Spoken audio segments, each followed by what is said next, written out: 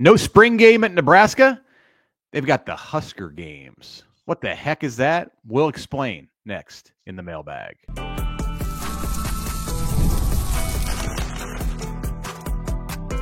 You are Locked On Nebraska, your daily Nebraska Cornhuskers podcast, part of the Locked On Podcast Network, your team every day. Good morning, and thanks for making Locked On Nebraska your first listen every day. We are free and available wherever you get podcasts and on YouTube, part of the Locked On Podcast Network, your team every day. And today's episode is brought to you by FanDuel. Right now, new FanDuel customers can get $150 in bonus bets if your first $5 bet wins. All right. Hello, everybody. Happy Friday. It is the Locked On Nebraska podcast with Mitch Sherman from The Athletic. Connor Happer here from 1620 The Zone. Might have, I think we're going to have some baseball in the eastern portion of Nebraska this weekend with our local teams. So we're excited to get some better weather. Don't forget to spring forward on the clocks on Sunday. Not that you have to remember that anymore because it does it for you, because we live in 2025, Mitch. Do you have any clocks in your house that you have to do it manually with? No, I don't think I have any clocks in my house that aren't phones, honestly. Or like a clock on your microwave? A clock on my microwave, a clock on my stove. So I guess I will have to change those. I don't think they go automatically. How come? Well, some cars do. My vehicles do not automatically change. If I'm connected up to the Apple Play, it does. But yes, the actual car clock does not change on its own, which is frankly it's disappointing. Yeah, maybe people should get the 2025 Nissan Armada, and then the clocks will change by itself. All right, it's a Mailbag Friday, and we have we have some questions for you. That's right. We're company people. We're doing what we can for the company. We got questions from you all. Thank you for submitting them. We invite you to continue doing so. We got some, at this point, we have some like every week question askers, which is good. We like to hear from that, but let's spread it out a little bit as well. Here's Shane in Kearney. He starts this off as a letter. Dear Connor and Mr. I ask really long question Sherman. Wow. Yep. How about that? Yep. Yep. It's getting around. Word's getting around. People saw it. They saw the question. They saw the question to Coach Braden, and now my reputation is growing. It's a catchy nickname we'll have to work on. We'll maybe tighten it up a little bit. We'll see. The question is, now that you've heard from each of the 6 new coaches, who impressed you the most and who has the most work to do to turn their group around? Oh, 2 interesting questions. Shane also says, have a great day. So must not hate you that much. No, I don't think there's any hate in that at all. I'll start with answering the first part of his first question. And I'm just going to reiterate what I've said before, that Daikiel Shorts impressed me the most of all of the coaches. They were generally all impressive. I agree. There are different personalities among the groups. There were the 2 groups that we saw, the 6 coaches. There's nobody that I walked away with going, I think that was a reach, or I'm not sure what Matt Rhule was thinking on that. No, I didn't feel that way about any of the coaches who we met. This was my first time visiting with all 6 of them. A couple of them, including Shorts, had done some quick media hits out in New York at the Pinstripe Bowl, but I got to New York one day before the bowl game, so I missed that. But Daikiel Shorts was the guy for me. Just his composure, combined with his youth and relative lack of experience at this level, in the way that he commanded the room at that time, and just the general vibe that I got from him on what he plans to do with the Nebraska receiving group. I have a lot of confidence that this is the year. We've talked a lot about how, this is Nebraska's receivers. Like, how can they fail? Like, look at this guy and what he did, and look at this speed and this size. And I believe that Daikiel Shorts, in part because of Daikiel Shorts, Nebraska is going to have a productive group of wide receivers, and not just like one guy who comes in as a transfer and can get 800 yards in the stat column. I think they will they'll make a jump this year. I'll take so I agree with you on the answer to that question. I think it's Shorts as well. So I'll take the second part of this question. Who has the most work to do to turn their group around? I don't know if it's like turning your group around, but I we're going to talk about Terry Braden a little bit later on in the show. He's got an interesting room with all that departed and with all that comes in, and sort of a new coach to not only the people in his room, but also, to the college game and having his own room and all of those things. I think that dynamic is fascinating to me. And then I can't, Eckler is obviously huge because special teams have been so horrible. But I don't want to forget about Phil Snow either. Whatever, he doesn't have a group. He doesn't have a group per se. He doesn't have a room.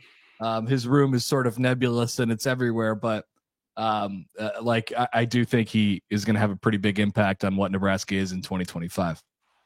Yeah, I'd say Eckler on that to answer that one. And I also wouldn't forget about Addison Williams because I think he has two pieces in Sierra Wright and Deshaun Singleton who are coming back and are anchors. That's great to have one at corner and one at safety that you know what you have, and they don't need to do a lot in spring practice. Like, just get those guys ready for August 28th. But there's three other spots potentially in the secondary. There should be three. They're running some 3-3-5, a lot of 3-3-5 or whatever Nebraska's defense is. 3-3-5. That is correct. Got it. I thought that was adding up to 13. I need more coffee. But who's going to play corner? The other corner. What are they doing with the other safety spot? I mean, Buford and Hartzog are they playing safety? It would seem that's where they're best suited. So you have Andrew Marshall coming in. You got Donovan Jones coming back after a big bowl game. Who plays the nickel spot? I think he's got a lot of work to do. Is my point with Addison Williams. Aaron and Waverly via email. What are you looking forward to, if anything, about the Husker games? The Husker games are going to replace the spring game, and it will be a variety of different events on the day of the spring game, April 26th, I believe, this year. There will be a soccer game. There will be a volleyball game. There will be a 7-on-7 flag football game. There will be Husker legends involved. There will be tours of the Tom Osborne Legacy Complex, and there will be a garage sale to clean out the equipment closet over at the Hawks Championship Center and more. Mitch, anything stand out there? Well, I want to know who the legends are that are coming back. I can't speak to how much I'm looking forward to that until I know. Like, are we gonna have Tommy Frazier throwing passes? I mean, is Eric Crouch running the option out there in 7-on-7 football? Like, that could be entertaining. So it's potentially that. But I'll be real. I'm probably looking forward to the volleyball scrimmage or the volleyball match more than anything. This is Danny Busboom Kelly's debut at Nebraska. No, it does not count in the standings for 2025. This will have no impact on Nebraska's bid to get to Kansas City and win a national championship in December. But it's real. It's real, and they're playing another opponent. So that in itself, to me, is more intriguing than watching 7-on-7 skills competition, whatever they do at Memorial Stadium. And you can tell from the ticket prices. So this was funny to look through this. They're going to get $10 a ticket, $1 for youth, $20 in the West Club for Memorial Stadium for the football Husker games. Volleyball's going, they're going with 10 for students, 20 for standing room only, 30, 45, 45, $50, $60 to sit courtside, $15 to park around Devaney. Like, it's a moneymaker. Volleyball, we already knew that, but they make money off of volleyball, and the chance to see the new head coach for the first time is cool. They got to pick up some of the slack too, where you just, you're not going to get any, money in the stadium. No, exactly. I think the garage sale is interesting. If there was a part that was mildly fascinating to me, it's that. Although I've said this before, Mitch, I think maybe on this show, I don't really like it or appreciate competitive shopping environments. And this is as competitive of a shopping environment as I could have possibly imagined. So I probably will not be there that day. But it sounds fun to be able to get some gear and whatever you might find interesting. What are some other examples of competitive shopping environments that you don't like? Are you talking like Black Friday or what? Costco on a Saturday at like 1:00 in the afternoon. Horrendous. Your blood pressure goes up. Shopping around Christmas, going to a mall, competitive shopping environments. That's how I describe it. I'm going to have to start looking at it from that standpoint. I think I kind of thrive in competitive shopping environments myself. So, but I'll take into account your feelings. Kojo on Twitter has maybe a critique of the spring, the Husker Day. He says, so we don't want to show talent on the roster, but 7-on-7 in skills competition that's going to get posted all over social media won't do that. Well, so if you're sitting in the stands taking video of Nebraska players on your phone and then posting it on Twitter, I don't really think that is going to make anybody in Ann Arbor, Michigan, or Tallahassee, Florida, Baton Rouge, like stand up and like head for the portal to recruit. In the past several years, Nebraska's spring game's been on Big Ten Network. This will not be on the Big Ten Network, I would think, based on Matt Rule's comments.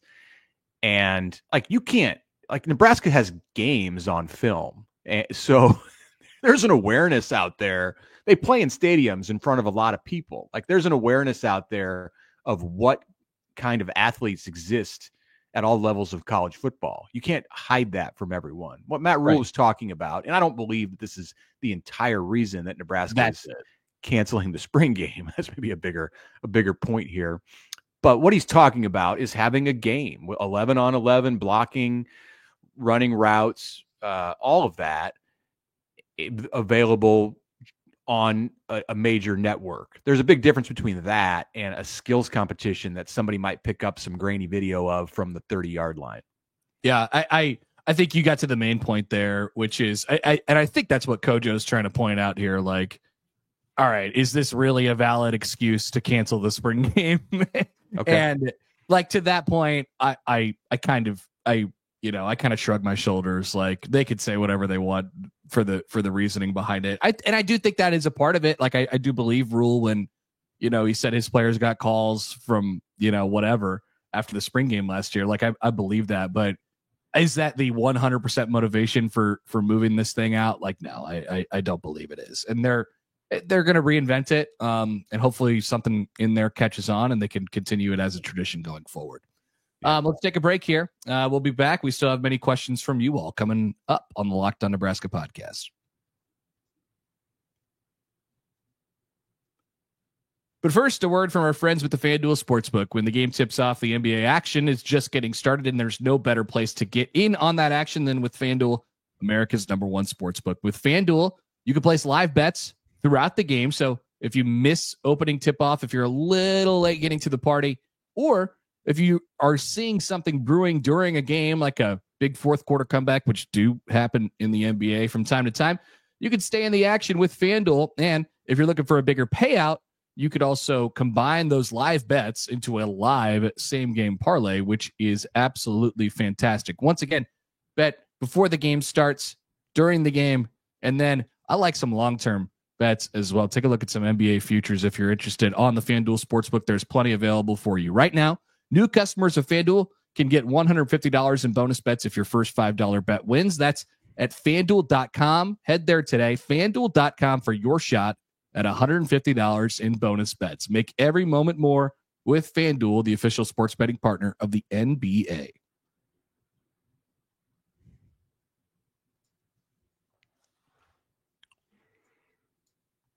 All right, welcome back. Segment number 2 of this Mailbag Friday podcast, Locked On Nebraska. I'm Mitch Sherman of The Athletic. Connor Happer, 1620 The Zone in Omaha, is with me. Quickly, before we get back to the questions, saw something come across my timeline this morning. So the Nebraska women's basketball team won in the second round of the Big Ten tournament in Indianapolis last night. Beat Illinois. Huskers are on to the quarterfinals against the buzzsaw that is UCLA. And now just playing for seeding.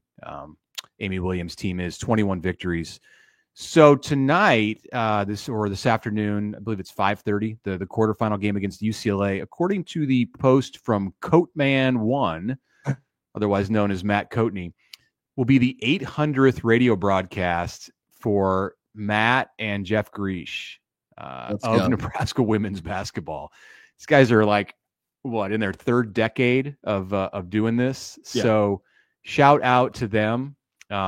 Those dudes are Nebraska women's basketball. That's for sure. You betcha. Like there's not like we've done since I've been working with that team, which is like 8 seasons now.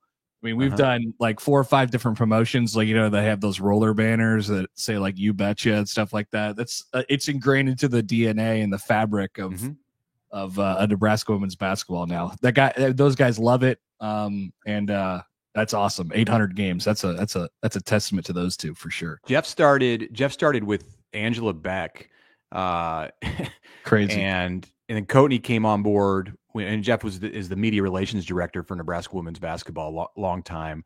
It was a mentor of mine at the beginning of my journalism career in writing, and then he went over to the dark side to work in media relations. Got recruited by Chris Anderson, former Nebraska sports information director. I can say that because my wife did the same thing, had the same path. It seems to be the path for many, actually. Yeah, and she's long been out of both of those worlds. So good. Coatney came with Paul Sandiford, or in the time that Paul Sandiford was around. And the thing about those two guys, if you know them, and everybody knows them around Nebraska athletics, is that I think everyone feels like they have a special relationship with Greesh and Coatney. Like you can't have a short conversation with either one of them. Like when I can go months and months without talking to Jeff. We were roommates for 1 year in college, so we know each other very well and have a long history, but I can go months without seeing him or without talking to him. And then I'll see him in the press box at a football game, and I'll say, "Hey, what's going on, Jeff?"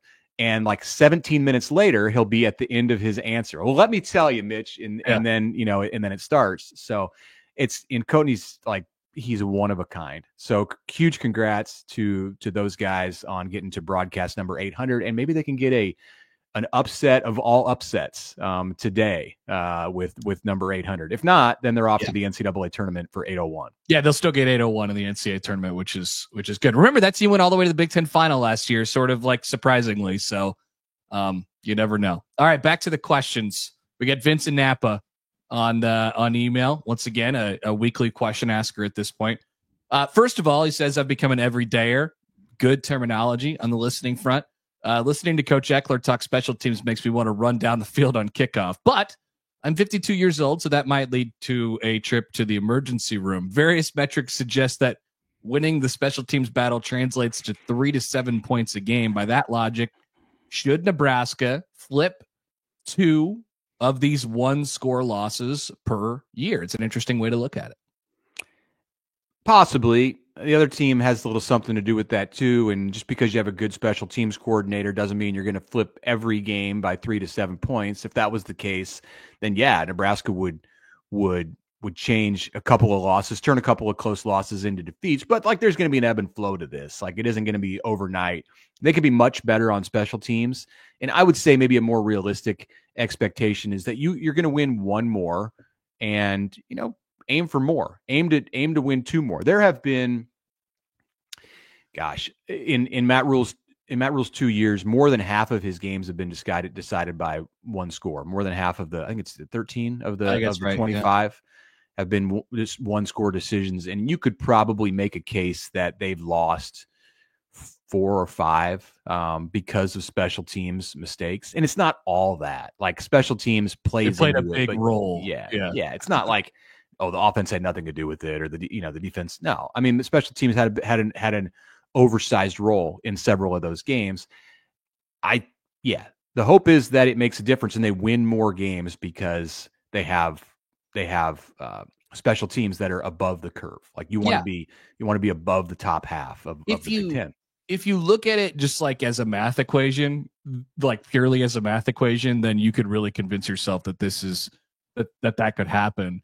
At the same time, like, I just think there's other variables that go into it. Like, Nebraska has to be good in other places, or there's emotion and all that stuff as well. So like, would it obviously help Nebraska win more games if we're actually competent / good on special teams?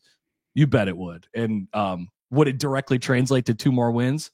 I don't know. There's a lot more that goes into that. Scott from Windsor, Ontario, from Canada. Look at this. I tuned into the press conference for Mike Ekeler, but I signed a letter of intent because of Terry Braden. He was just an NFL name to me before this week, but I was really impressed by his positivity, his mission statement, and his manner. I am sold. What were your impressions? Yeah, good to see that Scott in Windsor will be coming as a new signee for Nebraska. Good. I like the analogy there. Exactly. We were impressed. I was impressed with Terry Braden. Much like with Da'Keil Shorts, like took command of the room, even more so. Like he ran into the room. He was introducing himself to the media as the media members were asking questions, asking everyone how they were doing. A lot of energy. You can see where he's going to, I think, quickly develop strong relationships with the defensive linemen at Nebraska. At the same time, we often put too much into press conferences. This is like, it's a big part. It's not everything, but it's a big part, and it's the introductory portion of us learning about Nebraska's coaches. So you have to be careful not to base your entire evaluation of how someone might act on a Saturday afternoon in front of 90,000 people on what they were like when they were asked a question in a press conference. There's much, much more. This is a tiny part of what they do. He's good at that part. And I would say it's likely that that's a positive sign. That's going to translate to his ability to communicate with his players. So everything that you said, Scott, about what you liked with Terry Braden, I also liked with Terry Braden, and I think it bodes well for the Nebraska D-line. No doubt. I agree. I agree completely. It doesn't tell you the whole story, but first impressions are important. And like, I think the players probably think that, when he bursts into the room as he's just meeting the players for the first time, like there's an energy there. And I imagine he had the same impact and impression on the guys the first time he met, and as we go throughout the offseason as well. One more, kind of related here from YouTube.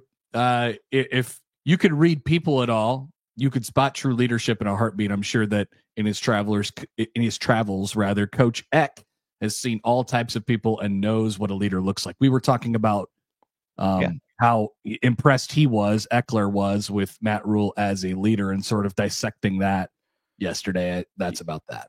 Yeah, we got a number of comments, I think, in response to, I don't want to say our skepticism, but like we titled the show, or the thumbnail of the show on YouTube was blowing smoke with a question mark.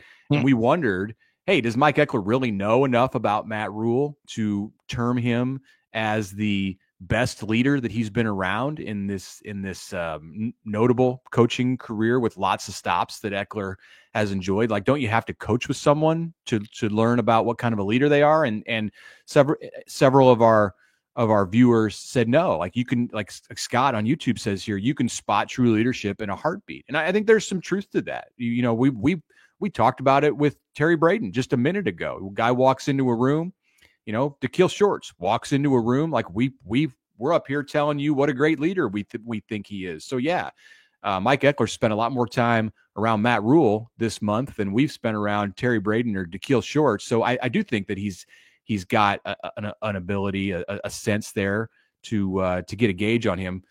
But again, like we said, there's more than the initial impression, and Rhule is a good leader. Is he world class? Is he best in the country as a leader? I think it will take Ekeler coaching with him to make that kind of determination. No doubt. You could definitely get a sense right away. Like I said, first impressions are important. All right, we're back with one more segment after this and a couple more questions. A long-standing debate amongst Nebraska basketball fans, and comparing Nebraska to an old friend after this.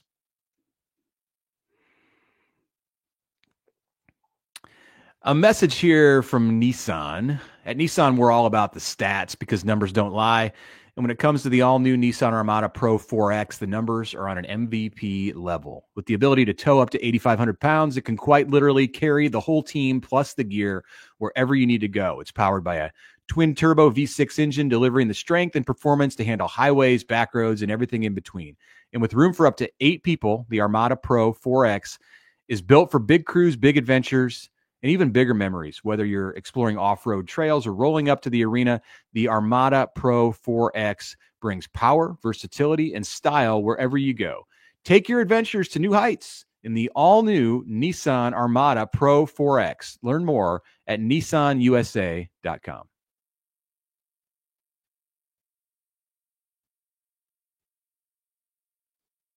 All right, welcome back. Thanks for being with us this week. And we're deep into March next week with baseball and playoff basketball. Potentially, Nebraska still needs to win a game probably to get to the Big Ten tournament. So hopefully there's that. Our another shout out, our adopted team UNO, the Omaha Mavs, won in the quarterfinals of the Summit League tournament against Kansas City. It's cool to see that like on the scoreboard, Omaha versus Kansas City. I like the vibe I saw there. The Mavs won yesterday, so they're on to the semis. Yeah, by the time we do this show on Monday, we will know if the Mavs will be going to the NCAA tournament for the first time or not. So look forward to that on our adopted team. John in Ames on email here before we get back to basketball. Have you given any thought to comparing how Iowa State has managed more success on the football field and basketball court lately, despite having fewer financial resources than Nebraska? Short answer, yes. Being in Ames, I've watched the parallels with culture, the Hoiberg connection, the career paths of Brock Purdy and Adrian Martinez, and now Brody Brecht and Dylan Raiola. And I've wondered if Iowa State has any lessons that Nebraska can take. Yeah. First of all, they play in a different conference. It's a different challenge in the Big 12 for Iowa State than it is for Nebraska in the Big 10. I think if you plop the Cyclones down in the Big 10, there would be some different outcomes. But nonetheless, it's an efficient operation. They do a good job with the resources that they have. You see Iowa State in the basketball rankings. You see who would call you in the middle of the show? I don't know. See, Sorry. Iowa State doing things in football. Like Iowa State was in contention for the college football playoff, was contention for a Big 12 championship, which gets you to the college football playoff. So these are all things that Nebraska would like to enjoy. Leadership, like Cyclones have got good things going on. Like Matt Campbell, been there, he's done it. He's a good coach, good leader, and they've kept him in that spot. So, Jamie Pollard, same type of situation. Like Iowa State's athletic director didn't get up one day and decide that he wanted to work in Texas, and that's benefited the people in Ames for sure. I think it's generally fair to wonder why Nebraska has gained a reputation as a program, and really even an athletic department who does less with more. Then you look around to some of your contemporaries who don't have as much, and we're talking about money, right? We're talking about resources and things like that, or facilities or whatever, infrastructure. Good word.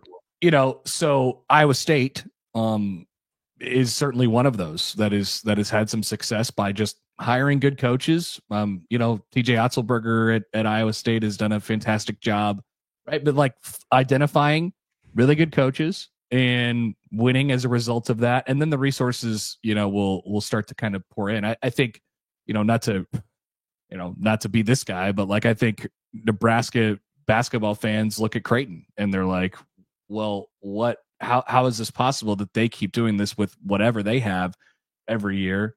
It's because they have a really good coach, and they've had a really good coach for a long time, or at least that's a giant part of the equation. So yeah, you just have to find that. And you have to give it time to hit as well. Maybe Matt Rule is that guy at Nebraska. Maybe Fred Hoiberg is that guy at Nebraska. It hasn't like truly identified itself to you yet. But yes, fair to wonder, fair to look around. Jamie Pollard, the AD, has been in Ames in charge of the athletic department for 20 years. This is his 20th anniversary as the AD. Well, that's longer than I realized, but he was introduced on September 19th, 2005. So yeah, coming up on his 20-year anniversary. That's the fourth longest serving active Power 4 AD. So that has something to do with this. The fact that they've been able to have that continuity, like Nebraska football from the 1970s through the late 1990s had unrivaled continuity. And that was a huge factor in the Huskers' ability to win football games consistently. That kind of thing is going on at an athletic department level in Ames. And as much as anything, I think that speaks to the Cyclones' success. No doubt. And finally, the age-old debate from D-Mac Bob on YouTube. If the Nebraska men make the NCAA tournament and they end up in a play-in game in Dayton, Ohio, and they win that play-in game, will it count as an NCAA, the elusive first NCAA tournament victory? Well, I mean, that's a subjective answer. I think maybe it's subjective. Maybe I am going to say no. It does not count. Because that win gets you in the field of 64. So for me, it doesn't count. If it happens and Nebraska wants to count it, then good for them. They can take that monkey off their back and say, we've now won an NCAA tournament game. I'm not counting it until they get to the round of 32. So that's my standard. I don't think that standard is too high. I don't think it should be too high. It's not too high for any other program in major college basketball. So that's where I'm going with it. Well, I'll hear your answer, and then I have a follow-up question. I think it counts. I think it's a little empty. Yeah, right. Like it doesn't feel quite as good, but and it's getting to the NCAA tournament in itself. Like, this is one thing I think that we've lost over Nebraska basketball, kind of, fizzling out this year. They still have a chance to make the NCAA tournament. It seems like an uphill climb at this point. And the NCAA tournament is something that they've only done they've done that less than 10 times, I think, in their history. So like, right. If you're going off of what the expectation has been set from the past, this is a historically good season for Nebraska basketball. So there's that. I think getting to the NCAA tournament is accomplishment for that program, and winning a game whenever it might come, whether it's in the round of 68 or 64, is a huge accomplishment. Yeah, I absolutely. Okay. I have a hard time getting excited about an 11 seed beating an 11 seed and calling that a tournament win. But no, I mean, technically by the letter of the law, it is. My follow-up, and we'll finish the show with this, to play right off of what you said. What would it take? So obviously Nebraska has to beat Iowa on Sunday to get back on the bubble. And then how many wins in the Big Ten tournament would it take for Nebraska to catch the attention of the committee to the point where they get to Dayton or get put into a first round game? Well, the first game won't do anything for you. As it looks right now, if it ends up chalk the rest of the way, Nebraska is going to end up playing Northwestern in the first game as the 12 seed. Then they get Wisconsin, or a team like Wisconsin in the next game. Wisconsin on a neutral court, that can help you. That's a good start. That moves the needle a little bit. These conference tournament games they're not as impactful as winning on the road in the regular season, or even winning on a neutral court in the non-conference part of the season. But it's something, and if you're on the bubble, a little thing could be important. And then, the next one after that is a team like Michigan, a team that is near or at the top of the Big Ten. So those two games would be really impactful. So maybe you start it at 3. There's going to be some bid stealers out there too that you just can't account for right now. Like, you want to win as many games as you possibly can just to keep yourself safe. And I think it would take 3. I think the committee is looking for reasons to not care about the Big Ten tournament and conference tournaments in general. Like, you have to hope that you play the best teams you possibly can. Like, the worst thing that could happen, unless it paves a path for you to win the tournament, is to have upsets in the rounds in front of you. Now, I understand like some of these teams get buys, and Nebraska would probably be playing, you play a play-in game, whatever, and then you get a team, you know who you're going to get in the next round. But like, you kind of want it to be chalky in the tournament so you can play the best team that you can possibly get round after round after round and beat a couple of teams that really open the eyes of committee members, because they don't want to have to care about that. Like, you are who you are, I think, with your resume after 20 games in the Big Ten. And if Nebraska's 8-12 because it beats Iowa on Sunday, then it's an 8-12 team, and that's going to be a huge factor in the resume. Like, yeah, you can go make a little noise in the Big Ten tournament, but short of like getting to the championship game or knocking off a pair of top 15, top 20 NET RPI teams, whatever. I don't think you can do a lot in the next week. Yeah, it doesn't. It's an uphill battle. That's for sure.